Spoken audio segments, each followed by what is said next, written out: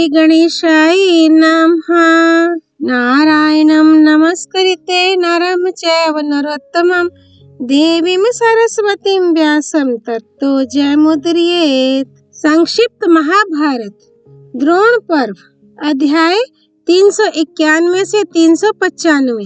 अध्याय 391 दुर्योधन का सैनिकों को प्रोत्साहन, कृतवर्मा का पराक्रम, सात्यकी द्वारा भूरी का वध और घटोत्कच के साथ अश्वत्थामा का युद्ध। संजय कहते हैं, महाराज, जो स्थान पहले धूल और अंधकार से आच्छन्न हो रहा था वह दीपकों के प्रकाश से आलोकित हो उठा।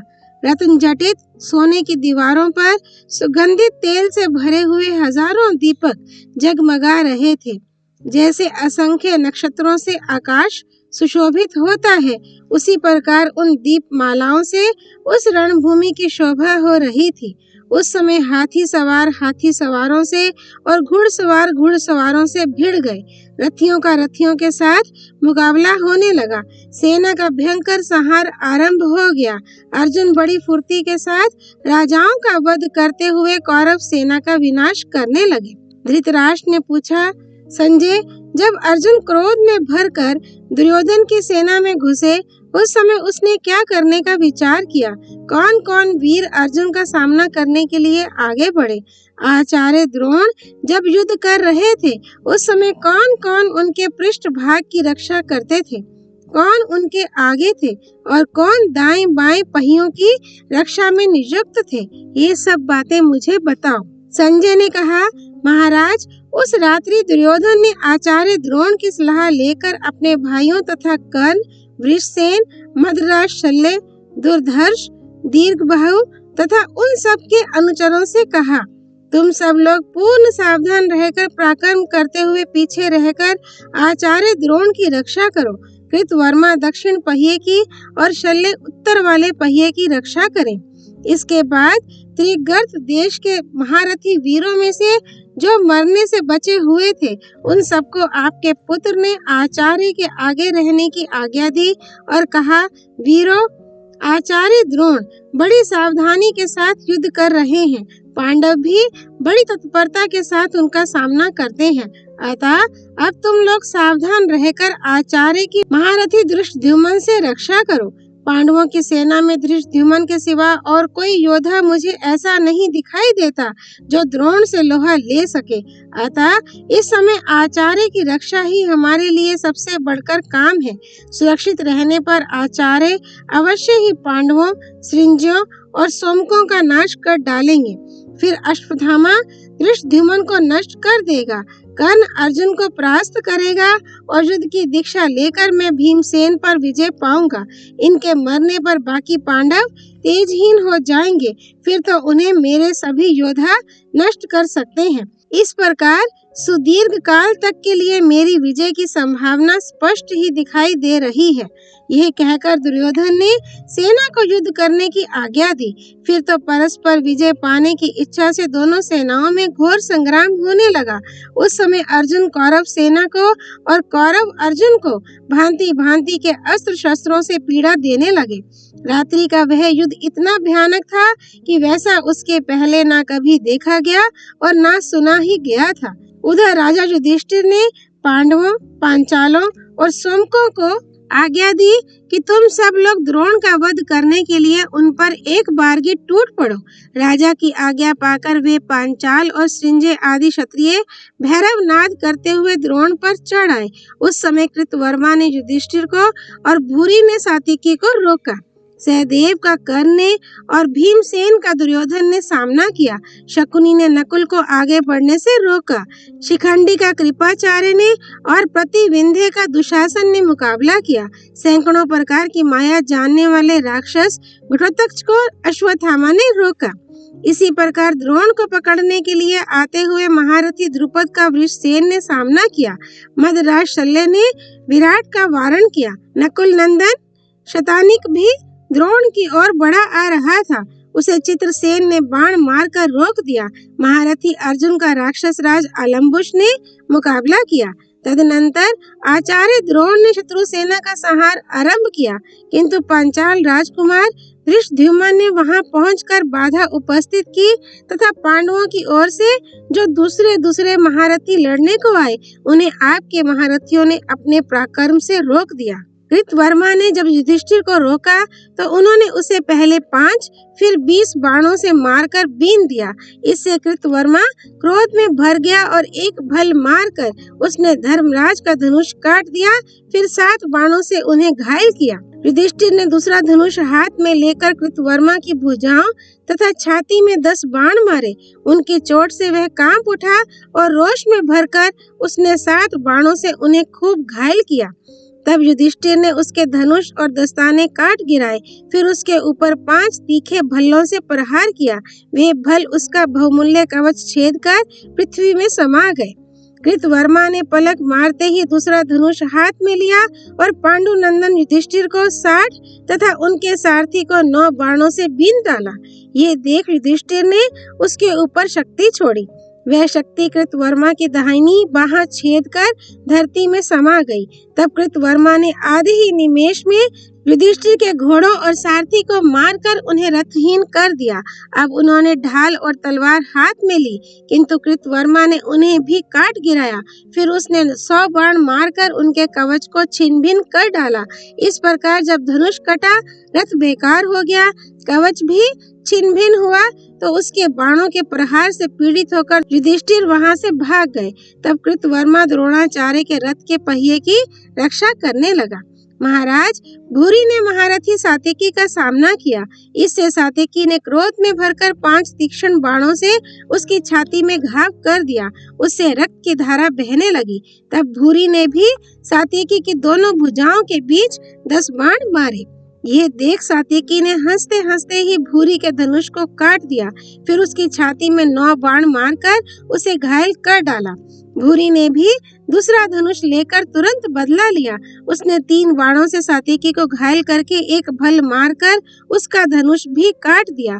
अब तो सात्यकी के क्रोध की सीमा ना रही। उसने एक प्रचंड वेग वाली शक्ति से पुनः भूरि की छाती पर प्रहार किया।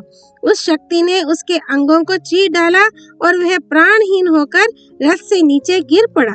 उसे मारा गया देख महारथी अश्वत्थामा ने बड़े वेग से सात्यकी पर धावा किया और उसके ऊपर बाणों की झड़ी लगा दी। ये देख महारथी घटोत्कच घोर गर्जना करता हुआ अश्वत्थामा के ऊपर टूट पड़ा और रथ के धुरे के समान स्थूल बाणों की वृष्टि करने लगा। उसने वज्र तथा अश्नि के समान दीप्यमान बाण, शूर्प्र, अर्धचंद्र, नाराज, शिलीमुख, 12 कर्ण, नालीक और विकर्ण आदि अस्त्रों की झड़ी लगा दी। ये देख अश्वत्थामा ने दिव्यास्त्रों से अभिमंत्रित किए हुए बाण मारकर उस घोर अस्त्र वृष्टि को शांत कर दिया और राक्षस के ऊपर अपने बाणों की वर्षा आरंभ की। फिर तो घटोत्कच और अश्वत्थामा में घोर युद्ध होने लगा। उस समय रात्रि का अंधकार खूब गाढ़ा हो चुका था। घटोत्कच ने अश्वत्थामा की छाती में 10 बाण मारे। उनकी चोट से उसका सारा शरीर कांप उठा और मूर्छित होकर वह रथ की ध्वजा के सहारे बैठ गया। थोड़ी देर में जब उसे होश हुआ तो उसने एक भयंकर बाण घटोत्कच के ऊपर छोड़ा। वह बाण उसकी छाती छेद कर पृथ्वी में घुस गया और घटोत्कच मूर्छित होकर रथ की बैठक में गिर पड़ा। उसे बेहोश देखकर सारथी तुरंत रणभूमि से बाहर ले गया। अध्याय 392। भीमसेन के द्वारा दुर्योधन की, कर्ण के द्वारा सहदेव की, शल्य के द्वारा विराट की और शतानिक के द्वारा चित्रसेन की पराजय। संजय कहते हैं, भीमसेन युद्ध करते हुए द्रोणाचार्य के रथ की ओर बढ़ रहे थे। तब तक दुर्योधन ने उन्हें बाणों से बीन डाला। यह देख भीम ने भी उसे 10 बाणों से घायल किया। तब दुर्योधन ने पुनः 20 बाण मारकर उन्हें बीन डाला। भीमसेन ने 10 बाणों से उसके धनुष और ध्वजा काट दिए, फिर 90 बाण मारकर उसे खूब घायल किया। चोट खाकर दुर्योधन क्रोध से जल उठा और दूसरा धनुष लेकर उसने तीखे बाणों से भीम को अच्छी तरह पीड़ित किया। फिर शूर्प्र से उनका धनुष काटकर पुनः 10 बाणों से उन्हें घायल कर दिया। भीम ने दूसरा धनुष लिया, किंतु दुर्योधन ने उसे भी काट डाला। इसी प्रकार तीसरा, चौथा और 5वां धनुष भी कट गया। जो जो धनुष भीम हाथ में लेते उसको आपका पुत्र काट गिराता था। तब भीम ने दुर्योधन के ऊपर एक शक्ति फेंकी, किंतु उसने उसके भी 3 टुकड़े कर दिए। इसके बाद भीम ने बहुत बड़ी गदा हाथ में ली और बड़े वेग से घुमाकर दुर्योधन के रथ पर फेंकी। उस गदा ने आपके पुत्र के घोड़ों और सारथी का कचूमर निकालकर रथ को भी चकनाचूर कर दिया। दुर्योधन भीम के डर से पहले ही भागकर नंदक के रथ पर चढ़ गया था। उस समय भीमसेन कौरवों का तिरस्कार करते हुए बड़े जोर से सिंहनाद कर रहे थे और आपके सैनिकों में हाहाकार मचा हुआ था। दूसरी ओर द्रोण का सामना करने की इच्छा से सहदेव बढ़ा आ रहा था। उसे कर्ण ने रोका। सहदेव ने कर्ण को 9 बाणों से घायल करके फिर 10 बाण और मारे। तब कर्ण ने भी सहदेव को 100 बाणों से बींधकर तुरंत बदला चुकाया और उसके चढ़े हुए धनुष को भी काट डाला। माद्री नंदन ने दूसरा धनुष लेकर पुनः कर्ण को 20 बाण मारे। कर्ण ने उसके घोड़ों को मारकर सारथी को भी यमलोक भेज दिया। रथहीन हो जाने पर सहदेव ने ढाल तलवार हाथ में ली, किंतु कर्ण ने तीखे बाण मारकर उसके भी टुकड़े टुकड़े कर दिए। तब क्रोध में भरकर सहदेव ने एक बहुत भारी भयंकर गदा कर्ण के रथ पर फेंकी, परंतु कर्ण ने बाणों से मारकर उसे भी गिरा दिया। यह देख उसने शक्ति का प्रहार किया, किंतु कर्ण ने उसे भी काट दिया। अब सहदेव रथ से नीचे कूद पड़ा और रथ का पहिया हाथ में लेकर उसे कर्ण पर दे मारा। उस चक्र को सहसा अपने ऊपर आते देख सूत पुत्र ने हजारों बाण मारकर उसके भी टुकड़े टुकड़े कर डाले। तब माद्री कुमार ईशादंड, धुरा, मरे हुए हाथियों के अंग तथा मरे हुए घोड़ों और मनुष्यों की लाशें उठा उठाकर कर्ण को मारने लगा, पर उसने सबको अपने बाणों से काट गिराया। फिर तो सहदेव अपने को शस्त्रहीन समझकर युद्ध त्याग कर चल दिया। कर्ण ने उसके पीछे भागकर हंसते हुए कहा, ओ चंचल, आज से तू अपने से बड़े रथियों के साथ युद्ध ना करना। इस प्रकार ताना देकर कर्ण पांडवों और पांचालों की सेना की ओर चला गया। उस समय सहदेव मृत्यु के निकट पहुंच चुका था। कर्ण चाहता तो उसे मार डालता, किंतु कुंती को दिए हुए वरदान को याद कर उसने सहदेव का वध नहीं किया। सहदेव का मन बहुत उदास हो गया था। वह कर्ण के बाणों से तो पीड़ित था ही, उसके वाग बाणों से भी उसके दिल को काफी चोट पहुंची थी। इसलिए उसे जीवन से वैराग्य सा हो गया। वह बड़ी तेजी के साथ जाकर पांचाल राजकुमार जन्मेजय के रथ पर बैठ गया। इसी प्रकार द्रोण का मुकाबला करने के लिए राजा विराट भी अपनी सेना के साथ आ रहे थे। उन्हें बीच में ही रोककर मद्रराज शल्य ने बाण वर्षा से ढक दिया। उन्होंने बड़ी फुर्ती के साथ राजा विराट को 100 बाण मारे। यह देख विराट ने भी तुरंत बदला लिया। उन्होंने पहले 9 फिर 73, इसके बाद 100 बाण मारकर शल्य को घायल कर दिया। फिर मद्रराज ने उनके रथ के चारों घोड़ों को मारकर 2 बाणों से सारथी और ध्वजा को भी काट गिराया। तब राजा विराट रथ से कूद पड़े और धनुष चढ़ाकर तीखे बाणों की वर्षा करने लगे। अपने भाई को रथहीन देख शतानिक रथ लेकर उनकी सहायता में आ पहुंचा। उसे आते देख मद्रराज ने बहुत से बाण मारकर यमलोक में पहुंचा दिया। अपने वीर बंधु के मारे जाने पर महारथी विराट तुरंत ही उसके रथ में बैठ गए और क्रोध से आंखें फाड़कर ऐसी बाण वर्षा करने लगे जिससे शल्य का रथ आच्छादित हो गया। तब मद्रराज ने सेनापति विराट की छाती में बड़े जोर से बाण मारा। वे उसकी चोट नहीं संभाल सके, मूर्छित होकर रथ की बैठक में गिर पड़े। ये देख उनका सारथी उन्हें रणभूमि से दूर हटा ले गया। इधर शल्य सैकड़ों बाण बरसाकर विराट की सेना का संहार करने लगे। इससे वह वाहिनी उस रात्रि काल में भागने लगी। उसे भागते देख भगवान श्री कृष्ण और अर्जुन जहाँ राजा शल्य थे उधर ही चल पड़े, किंतु राक्षस अलम्बुश ने वहां पहुंचकर उन्हें बीच में ही रोक लिया। ये देख अर्जुन ने 4 तीखे बाण मारकर उसे बीन डाला। तब अलम्बुश भयभीत होकर भाग गया। उसे परास्त कर अर्जुन तुरंत द्रोण के निकट पहुंचे और पैदल, हाथी सवार तथा घुड़सवारों पर बाण समूहों की वृष्टि करने लगे। उनकी मार से कौरव सैनिक आंधी में उखाड़े हुए वृक्ष की भांति धराशायी होने लगे। महाराज, अर्जुन ने जब इस प्रकार संहार आरंभ किया तो आपके पुत्र की संपूर्ण सेना में भगदड़ मच गई। एक ओर से नकुल पुत्र शतानिक अपनी शराग्नि से कौरव सेना को भस्म करता हुआ आ रहा था। उसे आपके पुत्र चित्रसेन ने रोका। शतानीक ने चित्रसेन को 5 बाण मारे। चित्रसेन ने भी शतानीक को 10 बाण मारकर बदला चुकाया। तब नकुल पुत्र ने चित्रसेन की छाती में अत्यंत तीखे 9 बाण मारकर उसके शरीर का कवच काट गिराया। फिर अनेकों तीक्ष्ण सहायकों से उसके रथ की ध्वजा और धनुष को भी काट डाला। चित्रसेन ने दूसरा धनुष हाथ में लेकर शतानीक को 9 बाण मारे। महाबली शतानीक ने भी उसके चारों घोड़ों और सारथी को मार डाला। फिर एक अर्ध चंद्राकार बाण मार उसके रत्न मंडित धनुष को भी काट दिया। धनुष कट गया, घोड़े और सारथी मारे गए। इससे रथहीन हुआ चित्रसेन तुरंत भागकर कृतवर्मा के रथ पर जा चढ़ा। अध्याय 393।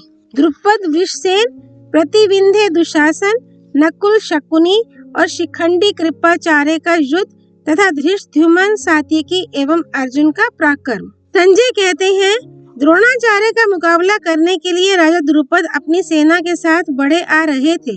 उस समय वृषसेन सैकड़ों बाणों की वर्षा करता हुआ उनके सामने आया।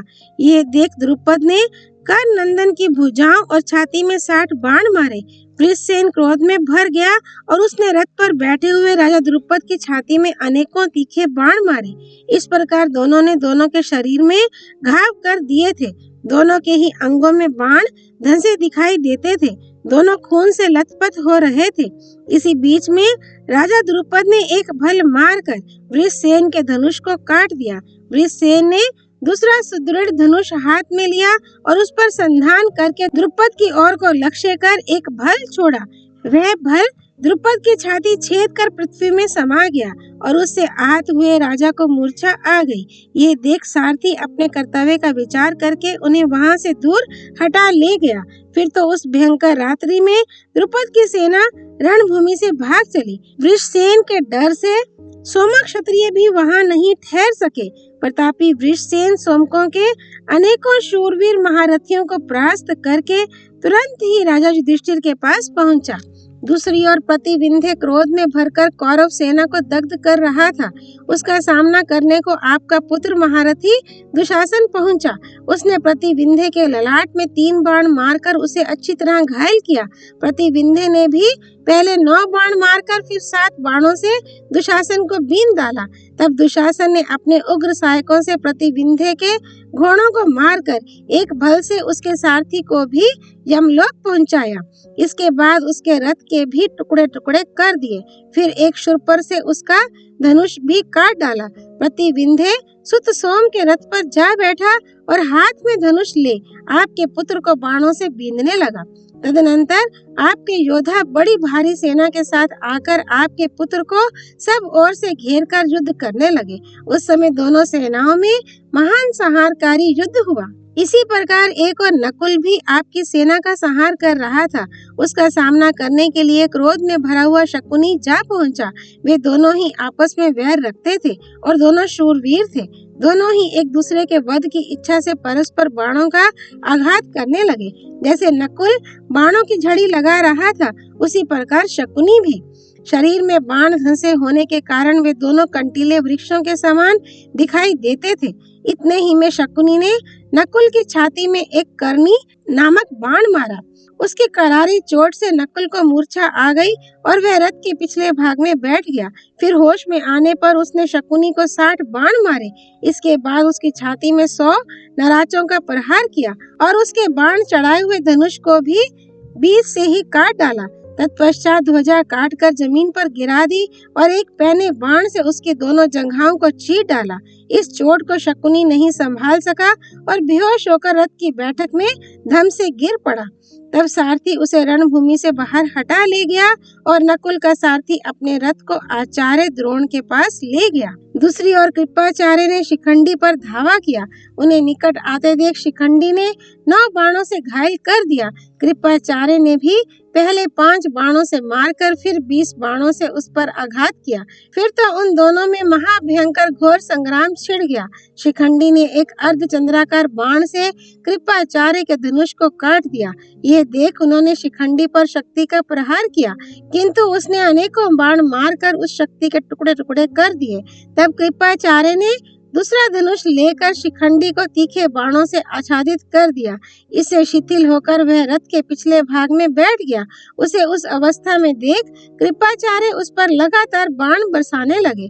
तब तो वह भाग खड़ा हुआ। ये देख पांचाल और सोमक वीर उसे चारों ओर से घेर कर खड़े हो गए। इसी प्रकार आपके पुत्र भी बहुत बड़ी सेना के साथ कृपाचार्य के चारों ओर डट गए। फिर दोनों दलों में घोर संग्राम होने लगा। उस समय कोई अपने को भी नहीं पहचान पाते थे। मोहवश पिता पुत्र को और पुत्र पिता को मार रहे थे। मित्र मित्र के प्राण ले रहे थे। मामा भांजों पर और भांजे मामा पर प्रहार करते थे। दोनों ही पक्ष के लोग स्वजनों पर भी हाथ साफ कर रहे थे। रात्रि के उस भयंकर युद्ध में कोई नियम नहीं, कोई मर्यादा नहीं रह गई थी। वह भयंकर युद्ध चल ही रहा था कि धृष्टद्युम्न ने भी द्रोण पर आक्रमण किया। वह बारंबार धनुष टंकारता हुआ द्रोण की ओर बढ़ने लगा। उसे आते देख पांडव और पांचाल योद्धा उसको चारों ओर से घेर कर खड़े हो गए। उसे इस प्रकार सुरक्षित देखकर आपके पुत्र भी बड़ी सावधानी के साथ आचार्य की रक्षा करने लगे। इसी बीच में धृष्टद्युम्न ने द्रोण की छाती में 5 बाण मारकर सिंहनाद किया। तदनंतर द्रोण का पक्ष ले कर्ण ने 10, अश्वत्थामा ने 5, स्वयं द्रोण ने 7, शल्य ने 10, दुशासन ने 3, दुर्योधन ने 20 और शकुनी ने 5 बाण मारकर धृष्टद्युम्न को बीन डाला। किंतु वह इससे तनिक भी विचलित नहीं हुआ। उसने उन 7 महारथियों को बाणों से घायल कर दिया। फिर द्रोण, अश्वत्थामा, कर्ण और आपके पुत्र को 3-3 बाणों से बीन डाला। तब उनमें से एक महारथी ने धृष्टद्युम्न को पुनः 5-5 बाण मारे। फिर द्रुमसेन ने कुपित होकर पहले एक बाण से, उसके बाद 3 सहायकों से धृष्टद्युम्न को घायल किया। धृष्टद्युम्न ने भी उसे 3 बाण मारे। फिर एक भल से उसके सिर को धड़ से अलग कर दिया। तदनंतर उसने उन महारथी योद्धाओं को भी बाणों से आहत किया। फिर भल मारकर कर्ण का धनुष काट दिया। कर्ण दूसरा धनुष लेकर धृष्टद्युम्न पर बाणों की वर्षा करने लगा। इस प्रकार कर्ण को क्रोध में भरा देख शेष 6 महारथियों ने धृष्टद्युम्न का वध करने की इच्छा से तुरंत ही उसे घेर लिया। इसी समय धृष्टद्युम्न को दुश्मनों के चंगुल में फंसा देख सात्यकी बाणों की झड़ी लगाता हुआ वहां आ पहुंचा। उस महान धनुर्धर को देखते ही कर्ण ने उस पर 10 बाण मारे। सात्यकी ने भी सब वीरों के देखते देखते कर्ण को 10 बाणों से बीन डाला। तब कर्ण ने विपाट, कर्णी, नाराज, वसदंत और शूरों से सात्यकी को बींद कर पुनः सैकड़ों सहायकों से उसे घायल किया। उस युद्ध में आपके पुत्र तथा कवचधारी कर्ण भी सात्यकी पर सब ओर से पहने बाणों का प्रहार करते थे, किंतु उसने अपने अस्त्रों से सबके बाणों का निवारण करके एक बाण से वृषसेन की छाती छेद डाली। उस चोट से मूर्छित होकर वृषसेन धनुष छोड़ रथ पर गिर पड़ा। फिर तो कर्ण सात्यकी को अपने सहायकों से पीड़ित करने लगा।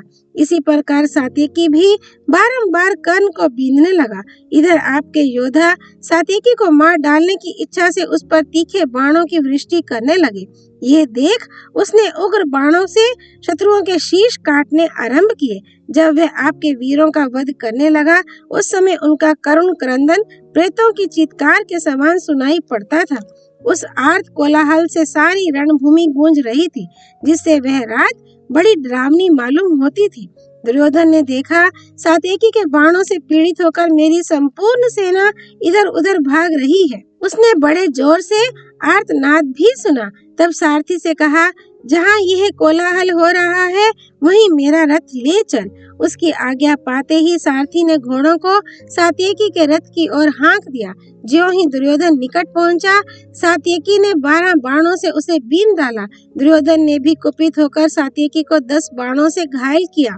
तब सात्यकी ने आपके पुत्र की छाती में 80 बाण मारे। फिर उसके घोड़ों को यमलोक पठाया।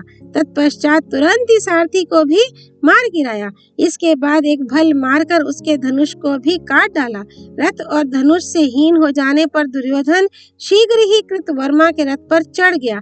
इस प्रकार जब दुर्योधन ने परास्त होकर पीठ दिखा दी, तो सात्यकी आधी रात में अपने बाणों से पुनः आपकी सेना को खदेड़ने लगा। दूसरी ओर शकुनी ने हजारों रथी, हाथी सवार और घुड़सवारों की सेना से अर्जुन के चारों ओर घेरा डाल दिया और उन पर नाना प्रकार के अस्त्र शस्त्रों की वर्षा आरंभ कर दी।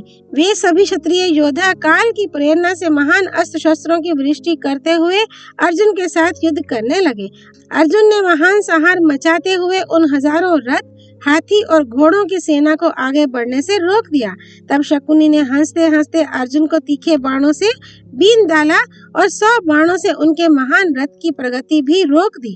अर्जुन ने भी शकुनी को 20 तथा अन्य महारथियों को 3-3 बाण मारे। फिर शकुनी का धनुष काटकर उसके चारों घोड़ों को यमलोक भेज दिया। तब वह उस रथ से उतरकर उल्लूक के रथ पर जा चढ़ा। एक ही रथ पर बैठे हुए वे दोनों महारथी पिता पुत्र अर्जुन पर बाणों की झड़ी लगाने लगे। अर्जुन भी उन दोनों को तीखे बाणों से घायल कर सैकड़ों और हजारों सैनिकों की मार से आपकी सेना को खदेड़ने लगे। उस समय सब सेना तितर बितर होकर चारों दिशाओं में भागने लगी। इस प्रकार उस युद्ध में आपकी सेना पर विजय पाकर श्री कृष्ण और अर्जुन बहुत प्रसन्न हो शंख बजाने लगे। उधर धृष्टद्युम्न ने 3 बाणों से आचार्य द्रोण को बीन डाला और उनके धनुष की प्रत्यंचा काट दी। द्रोण ने उस धनुष को रख दिया और दूसरा हाथ में लेकर धृष्टद्युम्न को 7 तथा उसके सारथी को 5 बाण मारे। किंतु धृष्टद्युम्न ने अपने बाणों से उन सब अस्त्रों का निवारण कर दिया और कौरव सेना का संहार करने लगा। देखते देखते रणभूमि में रुधिर की नदी बहने लगी। इस प्रकार आपकी सेना की पराजय करके धृष्टद्युम्न तथा शिखंडी ने अपने अपने शंख बजाए। अध्याय 394। द्रोण और कर्ण के द्वारा पांडव सेना का संहार तथा भयभीत हुए युधिष्ठिर की बात से श्री कृष्ण का घटोत्कच को कर्ण से युद्ध करने के लिए भेजना। संजय कहते हैं, महाराज, जब दुर्योधन ने देखा कि पांडव मेरी सेना का विध्वंस कर रहे हैं और वह भागी जा रही है तो उसे बड़ा क्रोध हुआ। वह सहसा द्रोणाचार्य और कर्ण के पास पहुंचा और अमर्ष में भरकर कहने लगा, इस समय पांडवों की सेना मेरी वाहिनी का विध्वंस कर रही है और आप दोनों उसे जीतने में समर्थ होकर भी असमर्थ की भांति तमाशा देखते हैं।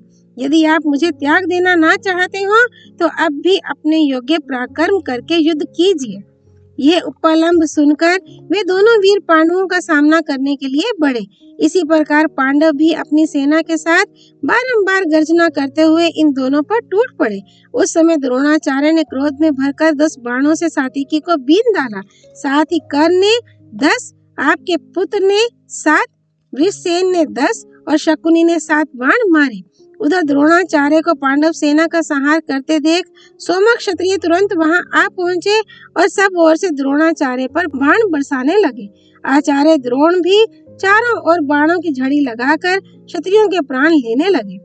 उनकी मार से पीड़ित हो पांचाल योद्धा एक दूसरे की ओर देखकर आर्त चीत्कार मचा रहे थे। कोई पिता को छोड़कर भागे, कोई पुत्रों को, किसी को अपने सगे भाई, मामा और भांजों की भी सुध ना रही। मित्र, संबंधी और बंधु बांधवों को छोड़कर सब लोग तेजी के साथ भाग चले। सबको अपने अपने प्राणों की लगी हुई थी। श्री कृष्ण, अर्जुन, भीमसेन, युधिष्ठिर तथा नकुल, सहदेव देखते ही रह गए और उनकी सेना द्रोण के प्रहार से पीड़ित हो जलती हुई हजारों मसाले फेंक फेंक कर उस रात में भाग चली। सब और अंधकार का राज्य था, कुछ भी सूझ नहीं पड़ता था।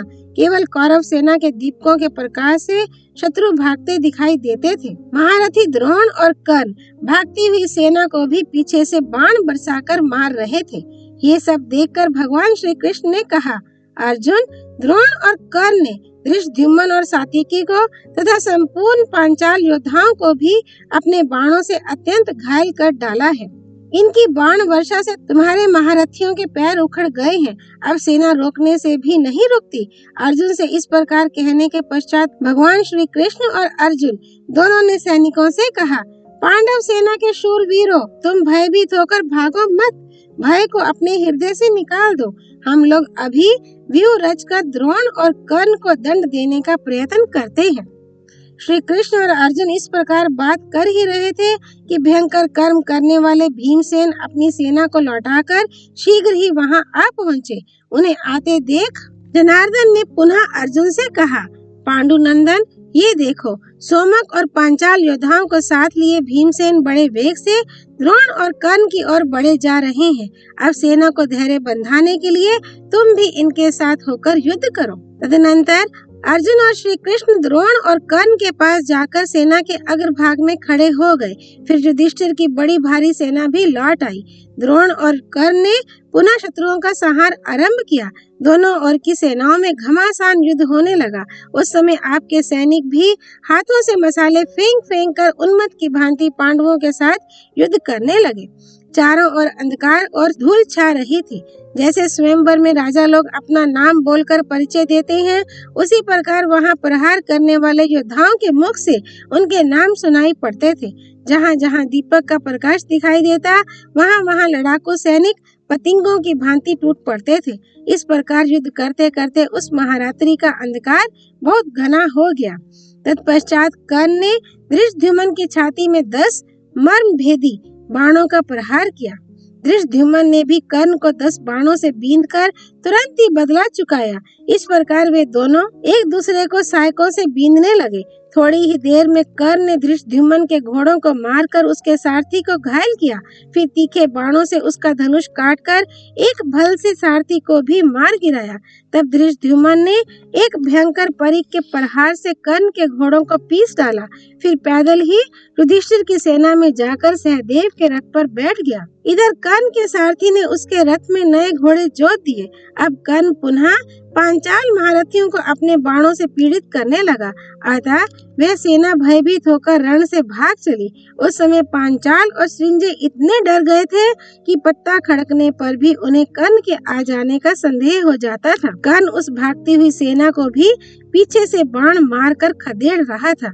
अपनी सेना को भागते देख राजा युधिष्ठिर भी पलायन करने का विचार करके अर्जुन से बोले, धनंजय, तुम्ही जिनके बंधु एवं सहायक हो, उन हमारे सैनिकों का ये आर्तनाद निरंतर सुनाई दे रहा है।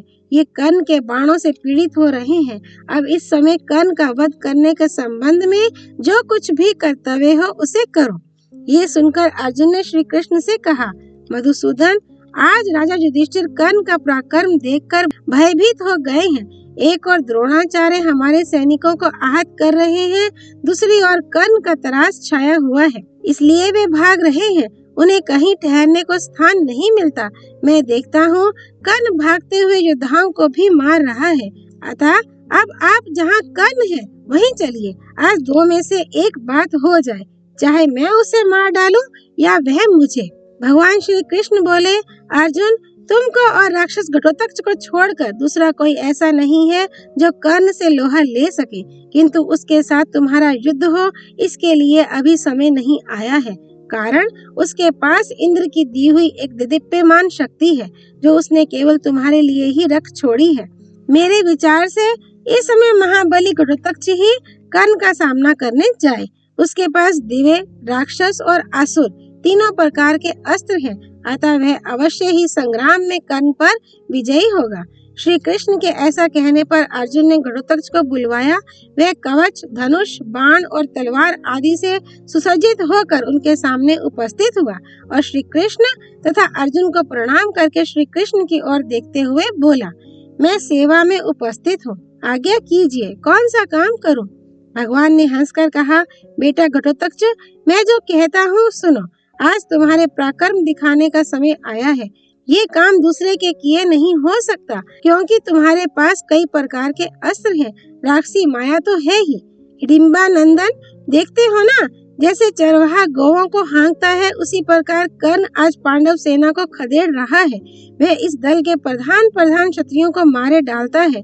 उसके बाणों से पीड़ित होकर हमारे सैनिक कहीं ठहर नहीं पाते, मैदान से भागे जाते हैं। इस प्रकार कर्ण संहार में प्रवृत्त हुआ है। इसे रोकने वाला तुम्हारे सिवा दूसरा कोई नहीं दिखाई देता। इस समय तुम्हारा बल असीम है और तुम्हारी माया दुस्तर, क्योंकि रात्रि के समय राक्षसों का बल बहुत बढ़ जाता है। उनके पराक्रम की कोई सीमा नहीं रहती, शत्रु उन्हें दबा नहीं सकते। इस आधी रात में तुम अपनी माया फैलाकर महान धनुर्धर कर्ण को मार डालो, फिर धृष्टद्युम्न आदि वीर द्रोण का भी वध कर डालेंगे। भगवान की बात समाप्त होने पर अर्जुन ने भी घटोत्कच से कहा, बेटा, मैं तुमको, सात्यकी को तथा भैया भीमसेन को ही अपनी सेना के प्रधान वीर मानता हूँ। इस रात में तुम कर्ण के साथ द्वैरथ युद्ध करो। महारथी सात्यकी पीछे से तुम्हारी रक्षा करेंगे। सात्यकी की सहायता लेकर तुम शूरवीर कर्ण को मार डालो। घटोत्कच बोला, भारत, मैं अकेला ही कर्ण, द्रोण तथा अन्य क्षत्रिय वीरों के लिए काफी हूँ। आज रात में मैं सूत पुत्र के साथ ऐसा युद्ध करूंगा जिसकी चर्चा जब तक ये पृथ्वी रहेगी तब तक लोग करते रहेंगे। आज मैं राक्षस धर्म का आश्रय लेकर संपूर्ण कौरव सेना का संहार करूंगा, किसी को जीता नहीं छोड़ूंगा। ऐसा कहकर महाबाहु घटोत्कच तुम्हारी सेना को भयभीत करता हुआ कर्ण की ओर बढ़ा। कर्ण ने भी हंसते हंसते उसका सामना किया।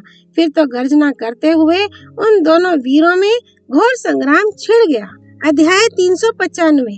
घटोत्कच के हाथ से अलम्बुश द्वितीय का वध तथा कर्ण और घटोत्कच का घोर युद्ध।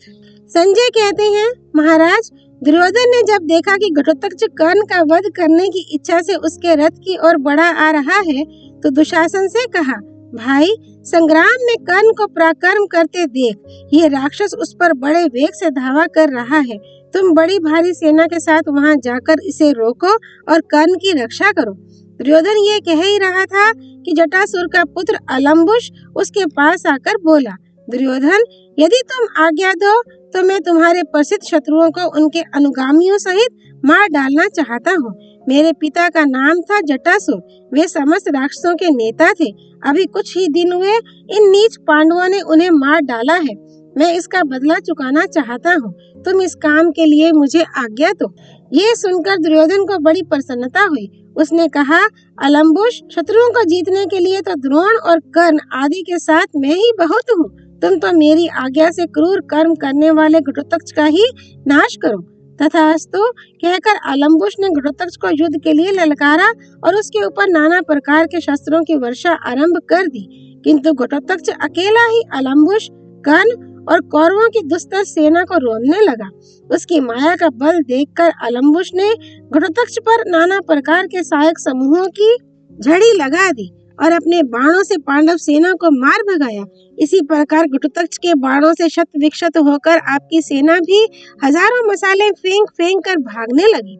तदनंतर अलम्बुश ने क्रोध में भरकर घटोत्कच को 10 बाण मारे। उसने भी भयंकर गर्जना करते हुए अलम्बुश के घोड़ों और सारथी को मारकर उसके आयुधों के भी टुकड़े टुकड़े कर डाले। फिर तो अलम्बुश क्रोध में भर गया और उसने घटोत्कच को बड़े जोर से मुक्का मारा। मुक्के की चोट से घटोत्कच कांप उठा। फिर उसने भी अलम्बुश को मुक्के से मारा और उसे भूमि पर पटक कर दोनों कोहनियों से रगड़ने लगा। अलम्बुश ने किसी प्रकार अपने को घटोत्कच के चंगुल से छुड़ाया और उसे भी जमीन पर पटक कर रोष के साथ रगड़ना आरंभ किया। इस प्रकार दोनों महाकाय राक्षस गरजते हुए लड़ रहे थे। उनमें बड़ा रोमांचकारी युद्ध हो रहा था। वे दोनों बड़े पराक्रमी और मायावी थे और माया बल में एक दूसरे से अपनी विशेषता दिखाते हुए युद्ध कर रहे थे। एक आग बनकर प्रकट होता तो दूसरा समुद्र, एक को नाग बनते देख दूसरा गरुड़ हो जाता। इसी प्रकार कभी मेघ और आंधी, कभी पर्वत और वज्र तथा कभी हाथी और सिंह बनकर प्रकट होते थे। एक सूर्य का रूप बनाता तो दूसरा राहु बनकर उसको ग्रसने आ जाता। इस तरह एक दूसरे को मार डालने की इच्छा से दोनों ही सैकड़ों मायाओं की सृष्टि करते थे। उनके युद्ध का ढंग बड़ा ही विचित्र था। वे परिघ, गदा, प्रास, मुगदर, पटिश, मूसल और पर्वत शिखरों से परस्पर प्रहार करते थे। उनकी माया शक्ति बहुत बड़ी थी, इसलिए वे कभी 2 घुड़सवार बनकर लड़ते तो कभी 2 हाथी सवारों के रूप में युद्ध करते थे, कभी 2 पैदलों के रूप में ही लड़ते देखे जाते थे। इसी बीच में अलम्बुश को मार डालने की इच्छा से घटोत्कच ऊपर को उछला और बाज की भांति झपट कर उसने अलम्बुश को पकड़ लिया। फिर उसे ऊपर को उठाकर भूमि पर पटक दिया और तलवार निकालकर उसके भयंकर मस्तक को काट डाला। खून से भरे हुए उस मस्तक को लिए घटोत्कच दुर्योधन के पास गया और उसे उसके रथ में फेंक कर बोला, ये है तेरा सहायक बंधु, इसे मैंने मार डाला। देख लिया ना इसका पराक्रम, अब तू अपनी तथा कर्ण की भी यही दशा देखेगा। ये कहकर घटोत्कच तीखे बाणों की वर्षा करता हुआ कर्ण की ओर चला। उस समय मनुष्य और राक्षस में अत्यंत भयंकर और आश्चर्यजनक युद्ध होने लगा। धृतराष्ट्र ने पूछा, संजय, आधी रात के समय जब कर्ण और घटोत्कच का सामना हुआ, उस समय उन दोनों में किस प्रकार युद्ध हुआ? उस राक्षस का रूप कैसा था? उसके रथ, घोड़े और अस्त्र शस्त्र कैसे थे? संजय ने कहा, घटोत्कच का शरीर बहुत बड़ा था। उसका मुंह तांबे जैसा और आंखें सुर्ख रंग की थीं। पेट धंसा हुआ, सिर के बाल ऊपर की ओर उठे हुए, दाढ़ी मूंछ काली, कान खूंटी जैसे, थोड़ी बड़ी और मुंह का छेद कान तक फैला हुआ था। दाढ़ें तीखी और विकराल थीं। जीभ और होंठ तांबे जैसे लाल लाल और लंबे थे। भौहें बड़ी बड़ी, नाक मोटी, शरीर का रंग काला, कंठ लाल और देह पहाड़ जैसी भयंकर थी। भुजाएं विशाल थीं। मस्तक का घेरा बड़ा था। उसकी आकृति बेडौल थी। शरीर का चमड़ा कड़ा था। सिर का ऊपरी भाग केवल बड़ा हुआ मांस का पिंड था। उस पर बाल नहीं उगे थे। उसकी नाभि छिपी हुई और नितंब का भाग मोटा था। भुजाओं में भुजबंद आदि आभूषण शोभा पाते थे। मस्तक पर सोने का चमचमाता हुआ मुकुट, कानों में कुंडल और गले में सुवर्णमयी माला थी। उसने कांसे का बना चमकता हुआ कवच पहन रखा था। उसका रथ भी बहुत बड़ा था। उस पर चारों ओर से रीछ का चमड़ा मड़ा हुआ था। उसकी लंबाई और चौड़ाई 400 हाथ थी। सभी प्रकार के श्रेष्ठ आयुध उस पर रखे हुए थे। उसके ऊपर ध्वजा फहराती थी। 8 पहियों से वह रथ चलता था। उसकी घरघराहट मेघ की गंभीर गर्जना को भी मात करती थी। उस रथ में 100 घोड़े जुते हुए थे, जो बड़े ही भयंकर, इच्छानुसार रूप बनाने वाले तथा मन चाहे वेग से चलने वाले थे। विरूपाक्ष नामक राक्षस उसका सारथी था, जिसके मुख और कुंडलों से दीप्ति बरस रही थी। वह घोड़ों की बागडोर पकड़कर उन्हें काबू में रखता था। ऐसे रथ पर सवार घटोत्कच को आते देख कर्ण ने बड़े अभिमान के साथ आगे बढ़कर तुरंत ही उसे रोका। फिर दोनों ने अत्यंत वेगशाली धनुष लेकर एक दूसरे को घायल करते हुए बाणों से आच्छादित कर दिया। दोनों ही दोनों को शक्ति और सहायकों से घायल करने लगे। वह रात्रि युद्ध इतनी देर तक चलता रहा मानो 1 वर्ष बीत गया हो। इतने ही में कर्ण ने दिव्य अस्त्रों को प्रकट किया। यह देख घटोत्कच ने राक्षसी माया फैलाई। उस समय राक्षसों की बहुत बड़ी सेना प्रकट हुई। किसी के हाथ में शूल था तो किसी के हाथ में मुग्धर, किसी ने शिला की चट्टानें ले रखी थी और किसी ने वृक्ष। उस सेना से घिरा हुआ घटोत्कच जब महान धनुष लेकर आगे बढ़ा तो उसे देखकर संपूर्ण नरेश व्यथित हो उठे। इसी समय घटोत्कच ने भीषण सिंहनाद किया। उसे सुनकर हाथी डर के मारे पेशाब करने लगे। मनुष्यों को तो बड़ी व्यथा हुई। तदनंतर सब और पत्थरों की भयंकर वर्षा होने लगी। आधी रात के समय राक्षसों का बल बढ़ा हुआ था। उनके छोड़े हुए लोहे के चक्र, भुशुंडी, शक्ति, तोमर, शूल, शतघनी और पट्टिश आदि अस्त्र शस्त्रों की वृष्टि हो रही थी। महाराज, उस अत्यंत उग्र और भयंकर युद्ध को देखकर आपके पुत्र और सैनिक व्यथित होकर रणभूमि से भाग चले। केवल अभिमानी कर्ण ही वहां डटा रहा। उसे तनिक भी व्यथा नहीं हुई। उसने अपने बाणों से घटोत्कच की रची हुई माया का संहार कर डाला। जब माया नष्ट हो गई तो घटोत्कच बड़े अमर्ष में भरकर घोर बाणों का प्रहार करने लगा। वे बाण कर्ण का शरीर छेद कर पृथ्वी में समा गए। तब कर्ण ने 10 बाण मारकर घटोत्कच को बीन डाला। उनसे उसके मर्म स्थानों को बड़ी चोट पहुंची और कुपित होकर उसने एक दिव्य चक्र हाथ में लिया तथा उसे कर्ण के ऊपर दे मारा। परंतु कर्ण के बाणों से टुकड़े टुकड़े होकर वह चक्र भाग्यहीन के संकल्प की भांति सफल हुए बिना ही नष्ट हो गया। अब तो घटोत्कच के क्रोध का ठिकाना ना रहा। उसने बाणों की वर्षा करके कर्ण को ढक दिया। सूत पुत्र ने भी अपने सहायकों से तुरंत ही घटोत्कच के रथ को आच्छादित कर दिया। तब घटोत्कच ने कर्ण पर एक गदा घुमाकर फेंकी, किंतु कर्ण ने उसे बाणों से काट गिराया। यह देख घटोत्कच उड़कर आकाश में चला गया और वहां से कर्ण पर वृक्षों की वर्षा करने लगा। कर्ण भी नीचे से ही बाण छोड़कर उस मायावी राक्षस को बीनने लगा। उसने राक्षस के सभी घोड़ों को मारकर उसके रथ के भी सैकड़ों टुकड़े कर डाले। उस समय घटोत्कच के शरीर में 2 अंगुल भी ऐसा स्थान नहीं बचा था जहां बाण न लगा हो। उसने अपने दिव्य अस्त्र से कर्ण के दिव्यास्त्रों को काट डाला और उसके साथ माया पूर्वक युद्ध करने लगा। वह आकाश में अदृश्य होकर बाण छोड़ रहा था। उसके बाण भी दिखाई नहीं देते थे। वह माया से सबको मोहित सा करता हुआ विचरने लगा और माया के ही बल से बड़े भयंकर एवं अशुभ मुंह बनाकर कर्ण के दिव्य अस्त्र निगल गया। फिर वह धैर्यहीन एवं उत्साह शून्य सा होकर सैकड़ों टुकड़ों में कटकर गिरता दिखाई देने लगा। इससे उसे मरा हुआ समझकर कौरवों के प्रमुख वीर गर्जना करने लगे।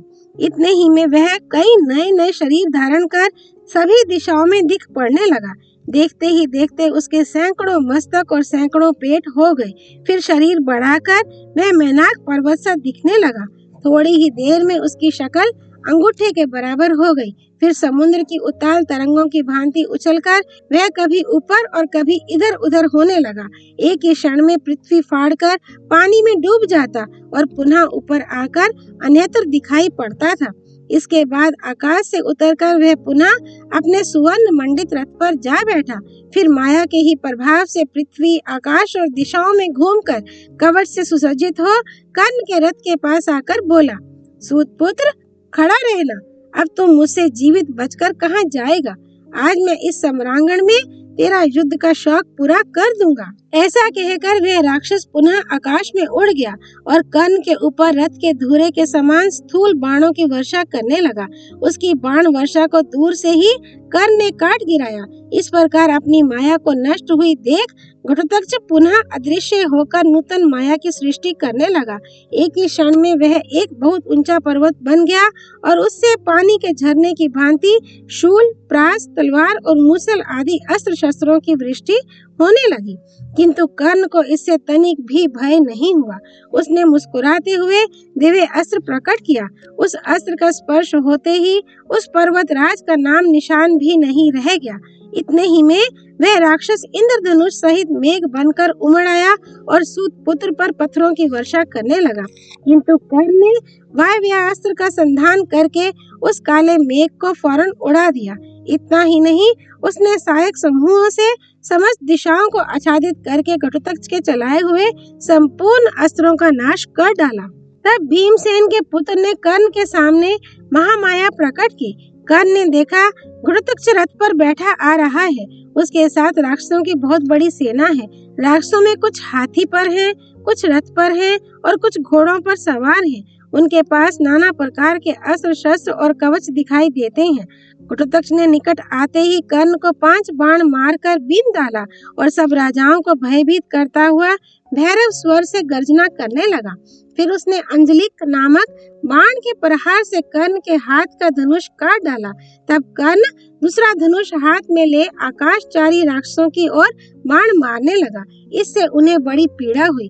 घोड़े, सारथी तथा हाथी के सहित संपूर्ण राक्षस कर्ण के हाथ से मारे गए। उस समय पांडव पक्ष के हजारों क्षत्रिय योद्धाओं में राक्षस घटोत्कच को छोड़ दूसरा कोई कर्ण की ओर आंख उठाकर देख भी नहीं सकता था।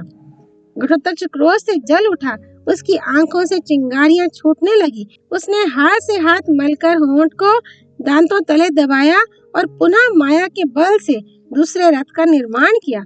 उसमें हाथी के समान मोटे, ताजे तथा पिशाचों जैसे मुख वाले गधे जोते गए। उस रथ पर बैठकर वह कर्ण के सामने गया और उसके ऊपर उसने एक भयंकर अश्नि का प्रहार किया। कर्ण ने अपना धनुष रथ पर रख दिया और कूदकर उस अश्नि को हाथ से पकड़ लिया। फिर उसने उसे घटोत्कच पर ही चला दिया। घटोत्कच तो रथ से कूदकर दूर जा खड़ा हुआ, किंतु उस अश्नि के तेज से गधे, सारथी तथा ध्वजा सहित उसका रथ जलकर भस्म हो गया। फिर वह अश्नि पृथ्वी में समा गई। कर्ण का यह पराक्रम देखकर देवता भी आश्चर्य करने लगे। संपूर्ण प्राणियों ने उसकी प्रशंसा की। पूर्वोक्त पराक्रम करके कर्ण अपने रथ पर जा बैठा और पुनः राक्षस सेना पर बाण बरसाने लगा। अब घटोत्कच गंधर्व नगर के समान पुनः अदृश्य हो गया और माया से कर्ण के दिव्यास्त्रों का नाश करने लगा। तो भी कर्ण ने अपना धैर्य नहीं खोया। उस राक्षस के साथ युद्ध जारी ही रखा। तदनंतर क्रोध में भरे हुए घटोत्कच ने अपने अनेकों स्वरूप बनाए और कौरव महारथियों को भयभीत कर दिया। तत्पश्चात सिंह, व्याघ्र, लक्कड़बग्गे, आग के समान लपलपाती हुई जीभ वाले सांप और लोहमय चोंच वाले पक्षी सब दिशाओं से कौरव सेना पर टूट पड़े। घटोत्कच तो कर्ण के बाणों से घायल होकर अंतर्धान हो गया, परंतु मायामय पिशाच, राक्षस, यातुधान, कुत्ते और भयंकर मुख वाले भेड़िए सब ओर से प्रकट होकर कर्ण की ओर इस प्रकार दौड़े मानो उसे खा जाएंगे तथा खून से रंगे हुए भयंकर अस्त्र शस्त्र लेकर कठोर बातें सुनाते हुए उसे डराने लगे। कर्ण ने उनमें से प्रत्येक को कई कई बाण मारकर बीन डाला और दिव्य अस्त्र से उस राक्षसी माया का संहार करके घटोत्कच के घोड़ों को भी यमलोक भेज दिया। इस प्रकार पुनः अपनी माया का नाश हो जाने पर अभी तुझे मौत के मुख में भेजता हूँ, ऐसा कर्ण से कहकर घटोत्कच फिर अंतर्धान हो गया। ओम तत्सत। नर नारायण स्वरूप भगवान श्री कृष्ण की जय। भगवती सरस्वती देवी की जय। भगवान व्यास अवतार श्री कृष्ण द्वैपायन की जय। श्री हरि अर्पणमस्तु।